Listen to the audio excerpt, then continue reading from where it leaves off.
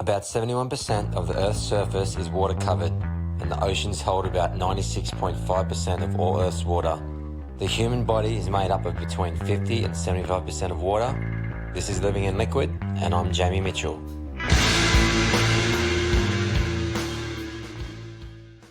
I'd like to welcome my next guest, multiple ARIA Award nominee and two-time APRA award-winning Australian blues roots musician, Ash Grunwald.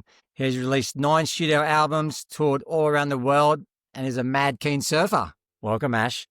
Thank you, brother. Thanks so much. I'm just like in the surf realm. It's so daunting because in comparison to you, I'm just like, don't even surf, even though I love to surf every day that I can. And, you know, I was just looking back over your accomplishments and it's just like, oh my God, this guy is the Lord of Lords. So I'm very honored to be on your show. No, mate, thanks. Well, the feeling's mutual. And I guess, too, like, I think that when I look at things I've always wanted to do, or if I could just click my fingers and go, what would be something that would be just so amazing? I always think of being a rock star in front of a giant crowd, like cranking the guitar like Angus Young or something, you know what I mean? And I guess in a sense that the rush that must come from something like that is very similar to the feeling that I get from surfing a giant wave, you know? Yeah, it was funny. I remember doing a blues fest and getting Rasta to jump up on stage and he was freaking out. And I'm thinking, this guy surfs Chopu. What does this is all, how could it even matter? But it's all context, I guess. You can be, if you get out of your comfort zone, you know, in different ways you can freak out. But I don't know. Yeah. It's very easy to be in front of a big crowd, especially in comparison to consequences. Yeah. I guess that's cool. So am I right in saying you grew up in Melbourne, Ash? Yeah. Yep. And what was that like as a kid? What part of Melbourne? I was just in the eastern suburbs of Melbourne, nowhere in particular. Well, it's somewhere. It's Croydon, Ringwood. This area that's called. Funny enough, the Teskey brothers and the Pierce brothers and a few other bands from that area who've done really well. But at that time, I didn't really see any professional musicians or know that was a pathway. Never went to a gig, nothing like that. And I was a long way away from the ocean too. But so all of the things that I ended up getting into were all in my future and they weren't in my childhood. Apart from when it comes to surfing, just, you know, going on holidays and just frothing hard on being in the ocean. And then music-wise, I guess my granddad taught me to play music. And then when I was about in my early I moved into Melbourne and started gigging and getting all that happening, and it kind of built from there and ended up happening for me. Yeah, I was going to say, it's interesting that maybe your two biggest loves now in life, like the ocean, surfing and music, weren't in the peripheral at all at a young age. Yeah, I mean, a lot of the big, amazing things that have happened in my life were just so far beyond anything I could have dreamt about. I wouldn't dare to dream it. I didn't think I could be a professional musician. In fact, my aspiration when I started playing music was to not work a day job. And That's good. That's a good it's aspiration. Worthy. It is very worthy. Think it's a noble and high aspiration. And as you well know, if you want to do something fun for a living and you don't want to work a day job, then you have to work harder than anyone who does work a day job at that thing. So for me, when I first started touring, you know, it was, I think one of my first gigs touring was going down to Phillip Island and playing in the San Remo, the front of the San Remo, the pub there in San Remo before you go over the bridge to Phillip Island. Yep. And I can't remember if I got a surf in or not, but, you know, I would be loading in my PA, my little vocal PA, and then playing to 3 fishermen and a 3-legged dog, and then load it all out. And I was just stoked. And I remember that first night that I stayed in the hotel that I was playing in. I'm like, wow, I'm touring. This is the shit. And I wanted to be there, like, working hard, grueling, touring and whatever. That was sort of like some romantic notion to me. And that's why I think it was really easy for me to have a professional career, because I was just stoked with playing to anyone. And then when I started using it as a passport to surf more and see all of these places. You know, like if you're from Melbourne, especially back then when, I don't know, if people were late 90s, early 2000s, I don't know. It was just so, that idea of going up to the east coast of Australia and, you know, and surfing and all I wanted to do is live out of my van, surf and play music. And then I started to go over to WA and experience like much bigger waves and get my ass handed to me. It was just all so awesome. And I learnt it all at the same time kind of thing. So it was pretty fun. I think when I look at musicians and surfers, I do see a lot of comparisons and similarities on the way up, and we'll probably find more of them along on this conversation. But just, you know, even that, you know, coming up as a musician and playing for 3 people and barely making it, but that's what you've got to do to find your way to the next level and keep going. And it's like, feel like that's what it's like as a young surfer, you know, and these kids that you're not sponsored, you're working a little job to get to the next event and try and win some money in that event to get to that, to get a new board. And it's just a step and a step, but you've got to really work hard. Like if you're not willing to put in that work in your craft, it's that goal of being a professional athlete, musician, whatever it is pretty much going to fall from the wayside. Yeah, and there's another irony too. Like if you ever want to make money out of it, you have to take a vow of poverty and not care about the money. It has to be about the thing, you know, the passion for the thing. And yeah, like those early days, if I had to do them all again at this age, it would be too hard, even though I do tour still pretty hard to this day. But like the way I did it there, it would be too hard. But like that wasn't what it was like at the time. I was loving it so much. And I remember I had a record company at the start and I played pretty bluesy kind of music, and this guy from the record company had a good theory. He was like, you go where other people aren't, so like you're the big deal in that country town or whatever, and build that up, and then later you can do the other places. And I thought, oh, that makes sense. And then I was like, yeah, but what about surfing? I want to be on the coast. And he's like, take up bushwalking. And when he said that, I quit. I quit with him, and then I just started just hugging the coast. And it turned out to be the best thing ever. And then that, you know, the roots thing came along and a whole lot of other things came along, and I got swept up in something that was so awesome. There was like a trend of loosely the style of music that I play, because also I play really bluesy music. So that's not really a career move, you know, especially in Australia. So there was nothing to aspire to. I ended up having a radio show on Triple J, and I was doing all the big festivals and stuff. But that, when I started it, that wasn't even a pathway, that didn't sort of exist for that style of music. But times changed in my favor. So there's a lot of luck in it as well. But yeah, it was such an adventure. Yeah. And so when did you said that the love affair, you didn't live by the ocean, but you went on holidays to the ocean? Like when did that start? What age was it where you started to like be like, wow, this is something that I'm sort of like feel like I'm in tune with? For our whole childhood, you know, we'd go to Phillip Island and just be playing in the ocean and just love it and not get out the water and whatever. But it was really just once I got my license, I was able to actually go surfing, and, you know, it's just very weekend warrior style. And then I had a little period where I was working really hard at my music, and I was like, right, okay, I'm just going to get a skateboard and just go to the bowl every day and just skate around. I was living in the middle of the city in Melbourne and still going surfing. But, you know, you'd go down and stand up for, you know, a combined total of 30 seconds and, you know, in a very unrewarding, in the freezing cold, shit onshore conditions, and then come back and ring my brother and say I got barreled, you know? Yeah.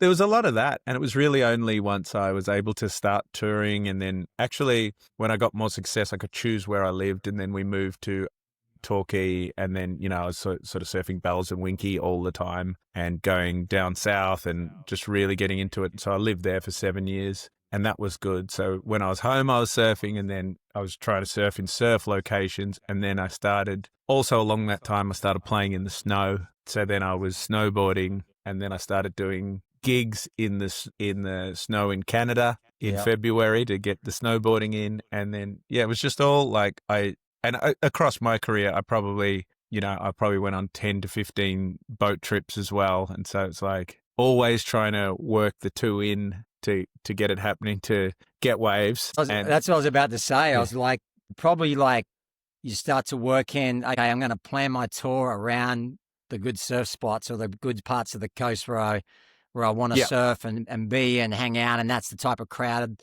I want coming to my gigs and be around. Yeah. Yeah. It was so awesome like that. And so they were all combined. And I know I'm so appreciative for everything that music's given me. And I think I could have done across my career probably a little better if I wasn't so obsessed with surfing. And that's something I really don't regret at all, because, I really do think you can make, I just put it in a recent song, actually, the lyric, you can make more money, but you can't make time. And so if you go on a trip or if you get certain waves and have certain experiences, that can never be taken away from you. Like if you have money, you can lose it, but you can't lose experiences that you have. So I'm really, really glad that I've been able to combine those two loves. Yeah, and Australia I've really got to surf with a lot of legends. Yeah, awesome. Go on. And I was going to say, Australia is such an awesome country to be able to, the whole East Coast, the whole, the bottom, the Great Ocean Road with Torquay and that, and then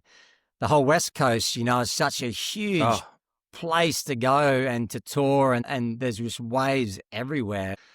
What a place to do that. Yeah, and often, especially in the early days, I used to just say over the mic, if there's anybody who wants to take me in the morning, I'd really love to see some good setups or something, and I've got a bad memory, and I do have a bad memory too, so, the people would take me over some sand dunes or somewhere where there's a little bit of a spot or something, and I would never be able to find my way back there even if I wanted to, so I just forget everything and just get good waves in a lot of different places, and then, just the people you meet, it's just so amazing. And, I do think of WA when I think about that, because at the start of my touring, WA was a big part of it, and it's remained such. And that's like a lot bigger waves than we have on the East Coast. And I ended up moving around to the Byron Shire, like just north of Brunswick Heads. And so it was always good to get chunky, sort of a little bit bigger waves. And also, my surfing, it's pretty, you wouldn't call it high performance. It's I'm pretty slow moving and heavy. So like a bit bigger waves is good for me, but I can't say that to you, but like overhead waves. Yeah. So yeah, that's been really fun. And you were about to say you've got to surf with some good surfers around your time? Yeah, I've been on so many trips that I've just been so lucky, and I really got to thank Rasta, because we became friends in the really early time of my career, and he really loved my dolphin song, which is about being rescued from a shark attack by some dolphins. And I want to hear. Let's hear about that. Well, you know how, so you got these young kooks who are out learning to surf at Phillip Island in a place called Cat Bay, which is just a beginner's sort of little bay, but we paddled out to a bommy further out, and then I was surfing with another guy, and he swore there was a shark under me coming for me, and we were freaking out, and then we ended up surrounded by these dolphins, and they sort of followed us as we paddled in, so it was like we got an escort and protection. And I heard similar stories to that, because on the way home, he was telling me, no, that was a shark for sure. And I'm like, you sure you didn't get that wrong? It's probably just a dolphin. And he's like, no, done heaps of diving, and, that's definitely a shark. I don't know if it was or wasn't, but that's not how the story is told. It was him who saw it. So it's actually a comedy song. Yeah. But it's one of my more popular ones, and a stupid one. And when I wrote it, I had a feeling that I was going to regret that, and that people were going to be requesting it for the rest of my career. And it is true. But I enjoy doing it. But anyway, Dave and I met over that. That was around the time that Blue Horizon was coming out for Dave. And he's like, oh, go check out my movie. And I checked out that. I was like, whoa. And then, like next day I was riding his purple fish that he had in the movie. And it's just awesome. And in my surfing, he got me on fishes, and he actually shaped me a 6'4" fish, which was just, that's obviously a big board, and so good for my surfing in all sorts of different, just getting speed and flow and stuff. And and that was early days for fishes too. And so I think the first trip I went on with him was with him, Bo Young, and Dan Thompson, who was just getting going on the fish thing. And that was a really memorable trip. And I ended up just going on heaps of trips like that. Like I did one with Oki and one with Simon Anderson and Rabbit and a few other people, and then one with Luke Egan and one with Margot. Awesome. Just see these legends and getting to know them and stuff. It's just like, it's so awesome. Yeah. And I just feel so fortunate to, on all of those trips, I was always the token, like not token, but the muso on the trip, Yeah. and it's just so awesome. And they're great people. So yeah, it's been pretty special to have those kind of people call you in. Another one that I met through Dave is Jim Banks over in Bali, and having him point where I should be at like Uluwatu Bomi and stuff like that. Been pretty special. And when those guys tell me to do things, I just go where they point and try not to think about anything, and that makes me surf better. Yeah, no, Rasta is such a cool cat, and he grew up right there at Burleigh, where I was growing up at the time as well, and such a great surfer, such a great waterman, just in all aspects. And I love his free thinking and his ability to really not give a shit about the norm and what everyone thinks you should be doing as a surfer. And yeah, he's a pretty inspiring dude. And I actually ran into him in Bali a couple of years ago when I was there with my family, just real quickly. But yeah, Rasta's super cool. And then I saw Margot in Hawaii for the first time forever, because he's just making a really cool comeback at Thames. Yeah, he's in a good headspace. Everything's going great. I saw him at Haleiwa sitting. I was surfing with the kids, and he walked past, and I was like, Margot. He's like, Jamie. So we had a quick conversation. And he's like, yeah, I haven't been back for so long, and he was loving it. So just cool people. Margot's still got his style. It transferred into those other boards for like, he's a good poster boy for guys in their 50s. He's like doing the best thing that you could do on that board. Yeah. He's riding those mid-length. He's riding those mid-length twin fins, right? Like the albums or something like that is, I think what he's ripping. Yeah. And it's interesting because he was such a good like advert for the epic, stylish, old school, powerful way to ride a conventional thruster. And to see his style adapted to the bigger boards and the wider boards is he's instead of vertical, it's more horizontal, but it's the same beautiful style. So awesome to see. Yeah. It's like that Rasta cutback in the Blue Horizon, that famous one where he's holding the rail backside in Tahiti. It's just like that. Yeah. That's so stylish. I kind of think actually as a metaphor, like that, it's kind of like the blues, like playing blues music, like doing a guitar solo, like when I do that and I close my eyes and I'm just in the moment. I think that soulfulness you feel in a carve in surfing when you're in a good bottom turn or a roundhouse or something. There's something about that arc that is just really, really soulful. Like, Tom Curran first wave at J Bay, that footage, there's something just really soulful about that. It's like bending a note on a guitar. I think that's one of the most addictive things about surfing for me is like that, those beautiful arcs that you make in the ocean. Like a good turn is like, they say you can play 18 holes of golf and you hit one good shot at the end of the day and it'll hook you back in to go the next day, right? And like you can have a shitty surf and then all of a sudden you do one nice, really like clean turn that feels really good. And you're like, oh,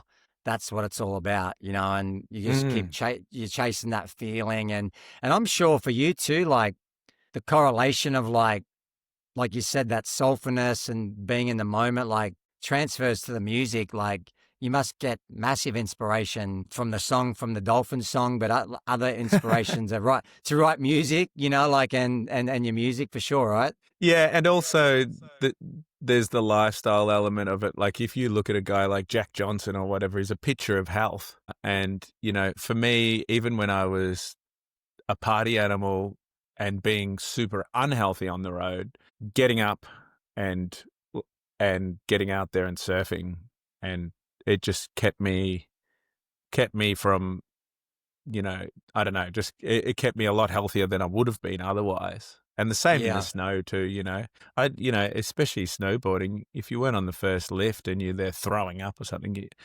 always, no matter, I always felt like such a kook. Yeah. And you're like, what's wrong with me? What, so it's like your surfing is a good barometer for how you're going. And like, say now that I'm getting older, if I've been touring a lot and my hips get really tight or whatever, and I'm getting up slow or whatever, or you're not paddling well.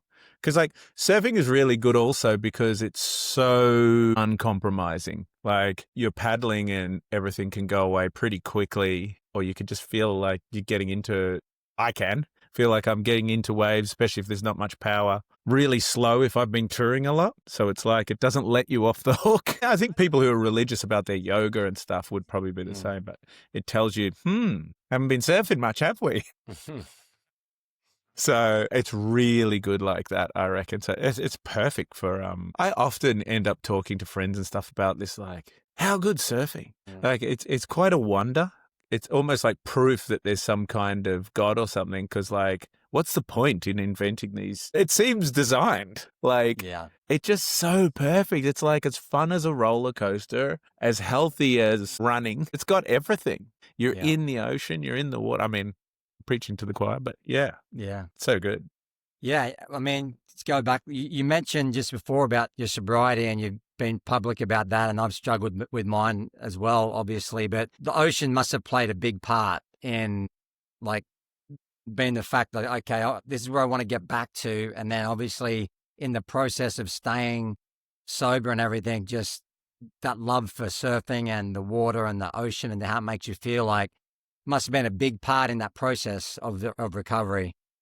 It's so good when you start to lose weight, you start to get fit. And, I was living in Bali for that recovery period because, like, my music kind of went downhill, which is a natural slump, but drinking didn't help. Like when you're getting, like, I've got a huge head as it is, but like imagine that surrounded by all these jowls, and like I was just feeling like a seedy old rock dog, like before my time, and it's at that transition, which is natural for a lot of people. I was of that age group as a musician where Triple J was a huge part of it. And at that time, it's different these days, but at that time you would stay, if you did well, you would stay on it for a fair while. So I'd been on, like, getting played on the radio a lot, and that really helped my touring. But at a certain time, I don't know how old I was, maybe 34. I guess it's probably like pro surfers have this too. 34, 35, you're getting old. You're too old to be young. So you sort of get sort of uncool for that time. And then until you transition into, like, you accept your age, and then you're in. I had a few setbacks career-wise. I was drinking a lot, blah, blah, blah.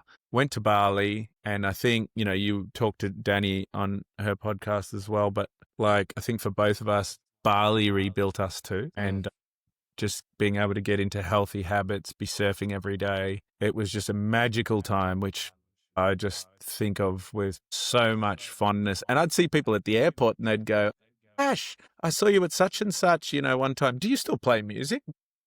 Yeah. And it was like, wow. It's like, yeah, I just sort of disappeared for a while, but I would laugh when people would say that, and I wouldn't really care because I was having a ball, and I still was playing. I was doing just festivals and stuff, but more quiet stuff that allowed the money to come in. And I wrote a book about surfing and music, and it was a coincidence. It wasn't what I was trying to do, but the publishing deal and stuff got hung up a few times. And then I finally started writing the book in the year that I quit. So I talked about it a lot in the book, and it just all came together, and it just really rebuilt me, that whole experience. And the ocean was a massive part of it, and writing that book, which then I'm interviewing people about surfing and music, I think that really did, because I noticed that most of the people I interviewed too, they weren't really trash bags. All of them were pretty good at containing that part of themselves. So it really influenced me more to keep going with it, and it was just awesome. I haven't looked back. That was 8 years ago.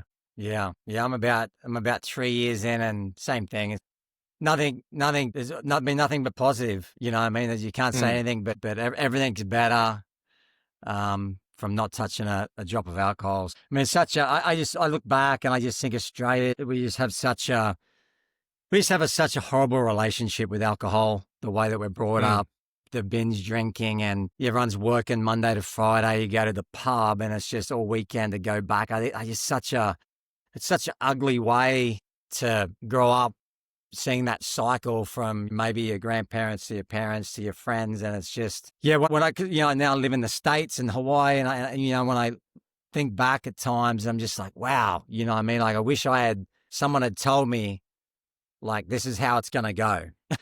Yeah. And do you look now, I don't know if you ever do this, but did you have this thing where when I first quit, like I'd be drinking on the plane, like drinking in the lounge, drinking, like get a beer on the way to Bali, because I was still drinking when I went to Bali, and then drinking on the plane. And I kind of thought everyone was doing it.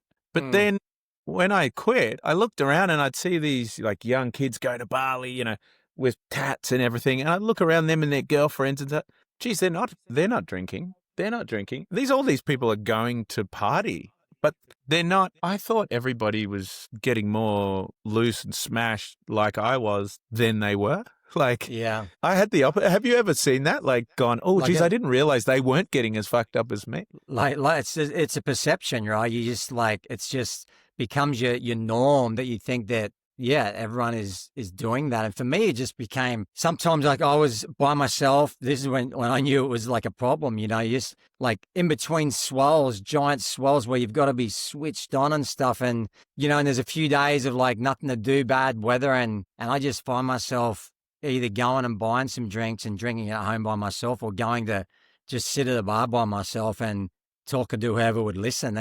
And I'm just like, you just go, what the fuck are you doing? You know what I mean? Like, what are you doing? Like, this is not normal behavior. Well, it is for an alcoholic or something, but this is not what you should be doing, And it's bizarre. I think back now of certain things, and you're just like, who were you? Like, I mean, you are who you are, but like, it's like, I was like, that was drinking Jamie, and I don't even know who that was, or maybe I don't want to know who that was. And now I have normal Jamie again, and two completely different cats, How did you win so many endurance paddles? Like, were you drinking?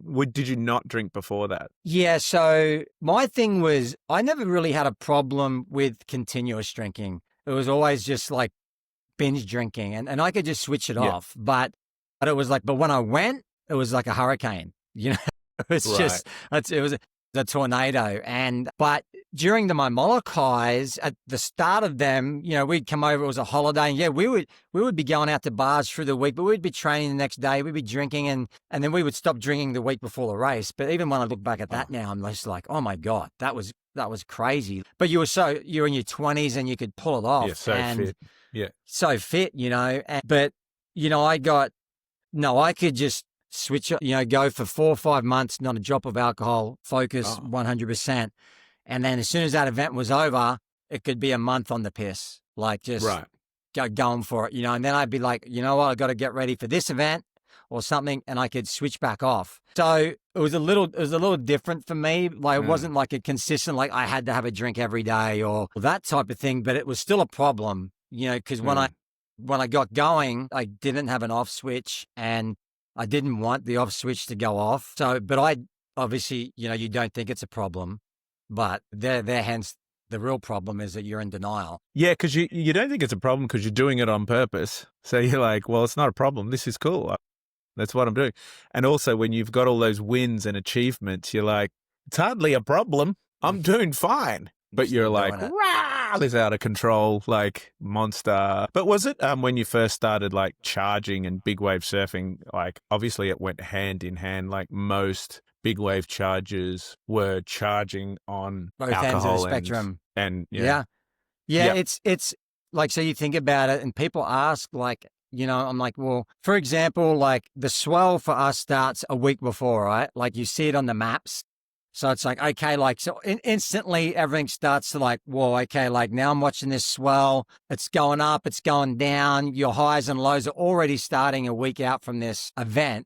And then you got your family, like the family's feeling that as well. And so you go back and forth, like, am I booking the flights? I'm starting to organize stuff, and it's an emotional roller coaster. Then you finally go, okay, like I'm flying to Europe to go surf Nazare, or I'm going to Mavericks or wherever it may be, right? So then you fly on 2 days' notice. you're flying economy, you're getting there, you got no sleep, and then all of a sudden you're like on another time zone, you can't sleep, and then you got to go and perform and survive in these waves. And so you go out, you get all jacked up on adrenaline, you go out and you survive that thing, and then boom, it's over. And then you're like, we're going to the pub. We're going to celebrate. We're alive, you know? And then you go to the pub, and then you want to keep that thing going, the adrenaline going, and then you partying, and then you're drinking and you're going. And then it's like, oh, now I got to fly home. You got to jump on a plane and go home. Then you get home, dude. And then it's just like the whole world just crashes you.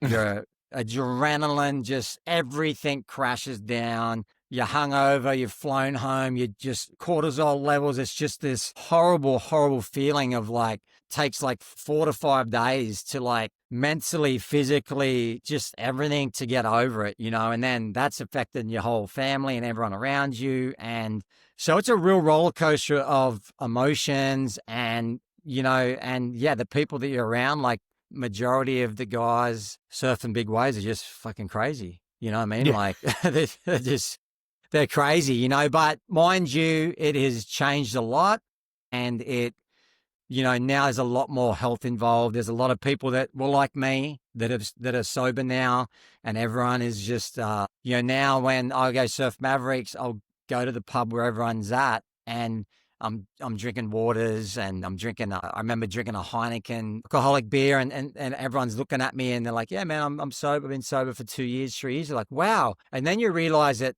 they're actually impressed. It's not, you think that they're going to be like off you a little bit, but then you realize they wish that they could do that. They're like, wow, tell me about it. And I'm like, oh yeah, well, you know, this is what I'm doing. And this is how I sort of get ready to come to the pub like this when everyone's going to be drinking. And I don't want to be a part of that, but I can be here hanging out with you guys. And they're like, wow, okay. Like that's awesome, Jamie. And then, you know, they're not trying to like feed you drinks or anything. They respect the fact that that's your journey. And once I realized that was a lot easier for me to integrate back into the scene. At the start, I wouldn't do it. I just wouldn't even, I'm like, you know what? I'm not going there. It's bad news. I could be tempted. So it took me a while to work out how I was going to integrate back into doing that. And then once I did, it's automatic, and it's just, you know, I know my goals and my priorities, and I just don't want to go back to that place, to that person that I was.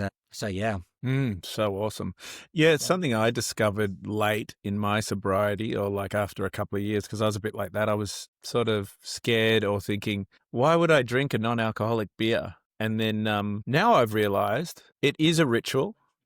And so it's nice to partake in the ritual. Like when you go out for coffee, it doesn't matter if the person has a turmeric latte or a decaf. You don't care. You're like, what are you having? What are you having? So it's just exactly the same as that. It's not like a non-alcoholic beer. Like I like the taste of beer. So, and I like the ritual of having a beer with people. And now I can do that. Like probably even 8 years ago, it wasn't so common, but like now I can do that with a Heaps Normal or something. And you're still joining in the ritual, and it just has the ingredients list is slightly different, and there's just one drug missing and the rest is the same. So I reckon that's cool, because then you're actually really not missing out. So anyone who's not, you know, it's just like changing the ingredients list, and you're still doing the rest the same, but you will leave earlier. And you will feel better the next morning.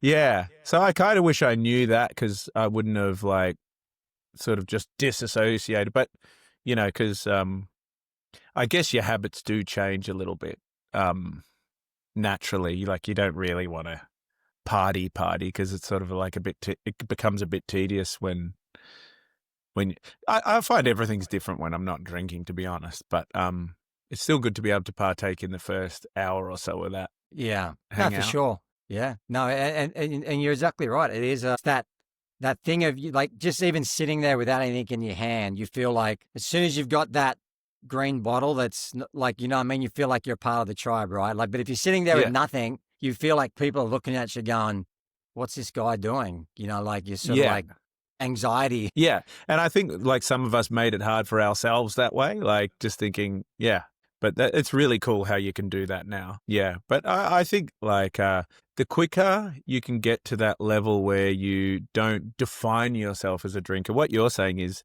that moment that you realize this is not a big deal. It's actually pretty much the same, apart from, you might miss out on the initial buzz of a couple of drinks as the slight positive, and then the world of negatives, and that's the only difference. But most of the important stuff is still there. The important stuff is being there, surfing those waves, being there with that crew, and that doesn't change. Then that's a special thing. Like, say, my equivalent of that is I thought I couldn't. It's a bit different because, like, for me, it was part of the recipe for the gig. So it's like beering up before the big wave kind of session. That's what I'd do for every single gig. And I thought it was essential to actually play a gig. And I thought it was sacrilege to do a gig without drinking.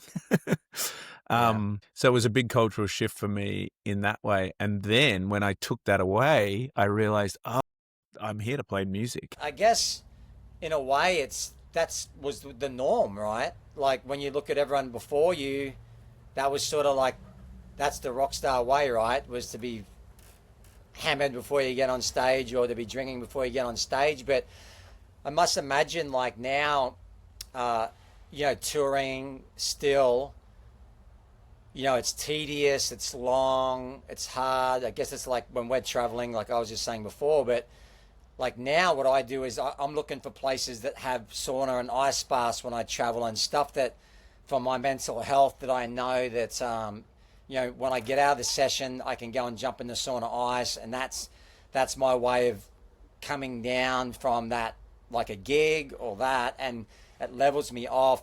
I make better decisions. I'm healthier. So how do you now being sober for all those years and just, loving the ocean, loving surfing, like how do you like sort of get ready for like to keep your mental health and everything like cherry, like while you're touring? Yeah, you're more in touch with how tired you are and stuff, which is that's what I was drinking to mask. So when I stopped drinking, because before that, my preparation for a gig was drinking. It's crazy, right? That's crazy. Crazy to think that that's like you've like drinking must be so gnarly on your vocal cords and yeah, for your voice as well, right?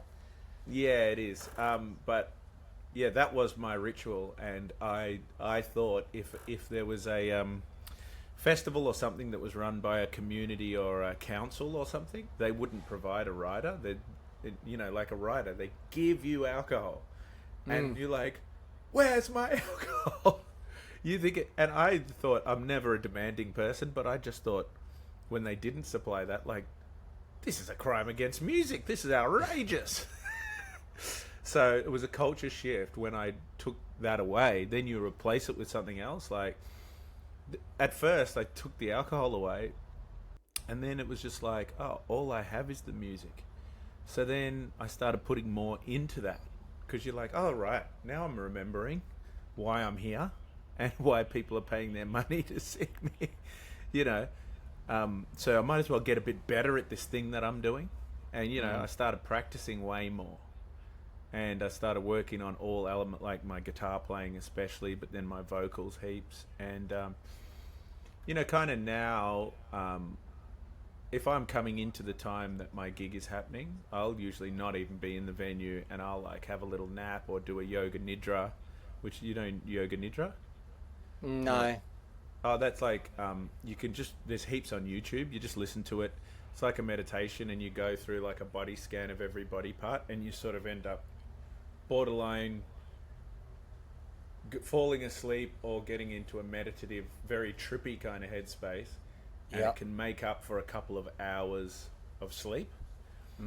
So I'll do like it's traditionally called yoga nidra, but actually I think Andrew Huberman calls it NSDR or something, non-sleep deep rest.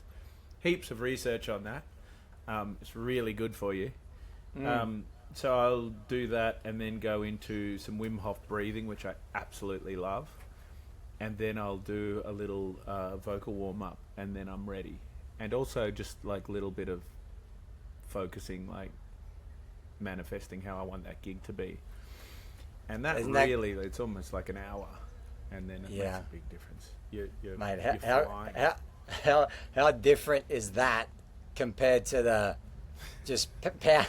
I'm gonna pound a few beers and we'll be right, mate. We'll just jump up on stage, and now it's like yoga nidra, breathing. It's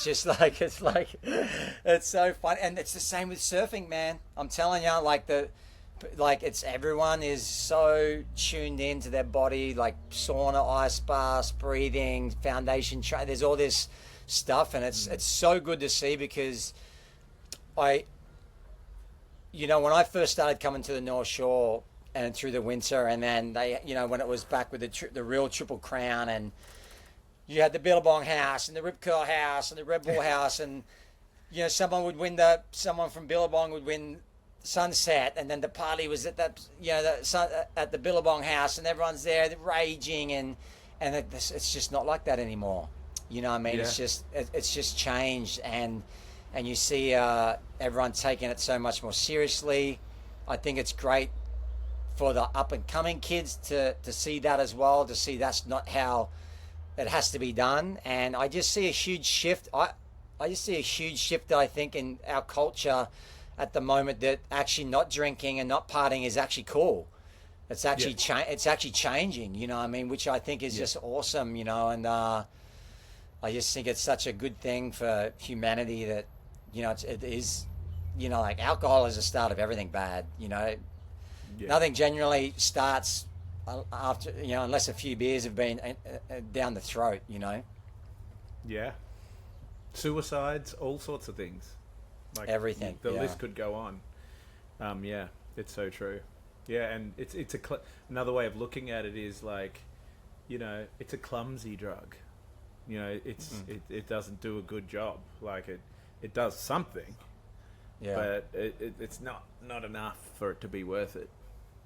Yeah. Do you have any like rituals, like before gigs and stuff, or going on tour, like taking your surfboards or happen to surf before or anything like that? Or not really, because I'm disorganized. I just and actually my tours have just been back to back, no time off kind of thing. So I just sort of try and keep up with my life. And when I'm on the road, I've spent so much of my life on the road. I'm in my own little world.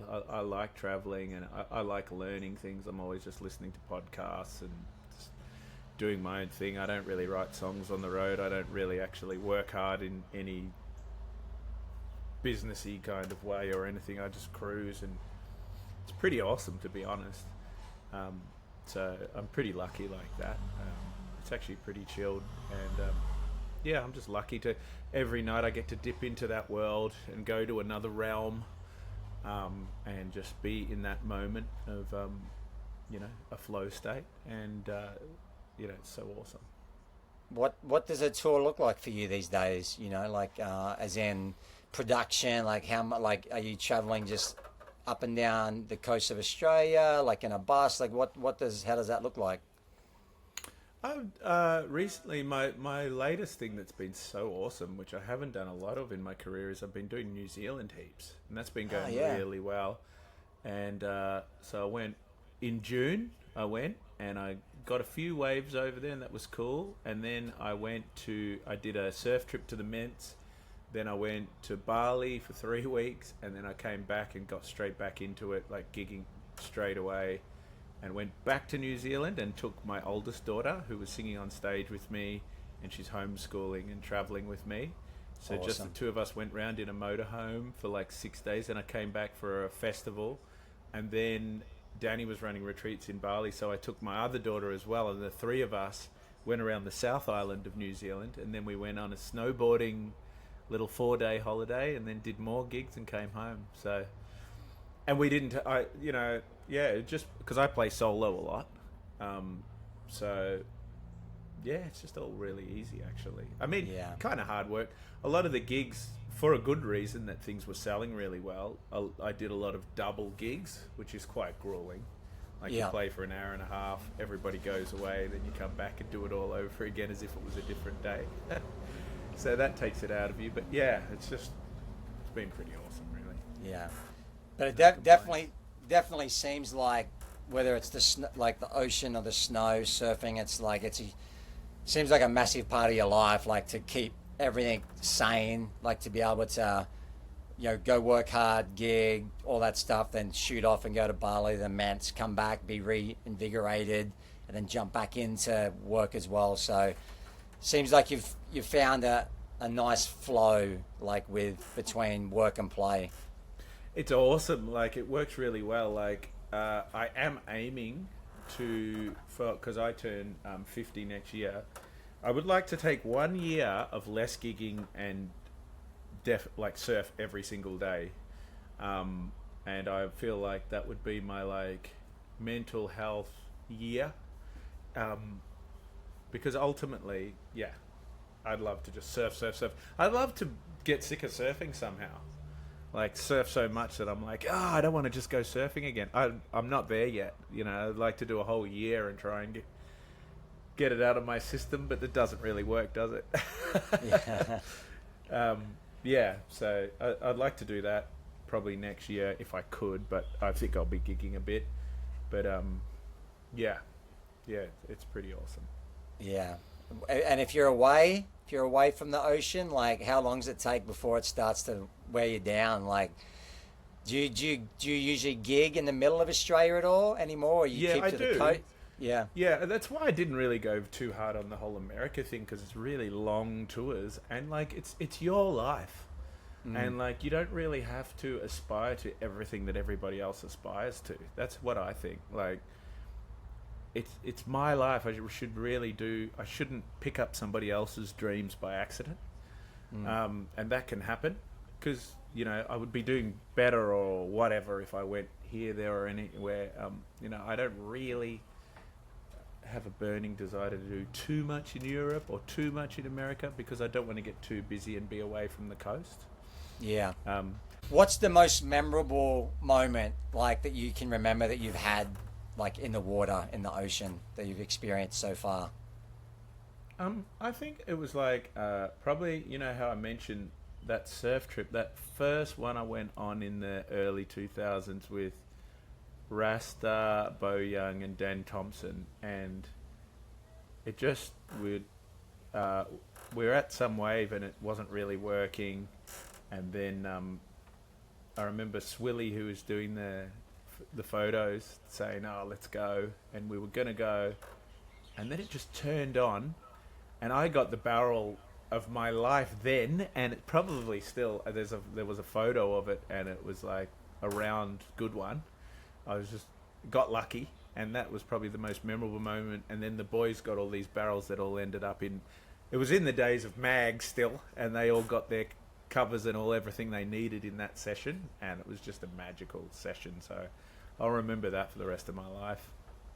So cool. And then, is there anything specific, like, in the water that you, like, want to achieve or conquer before it's all said and done? Yeah, I would like to have more time in the ocean, and I would like to...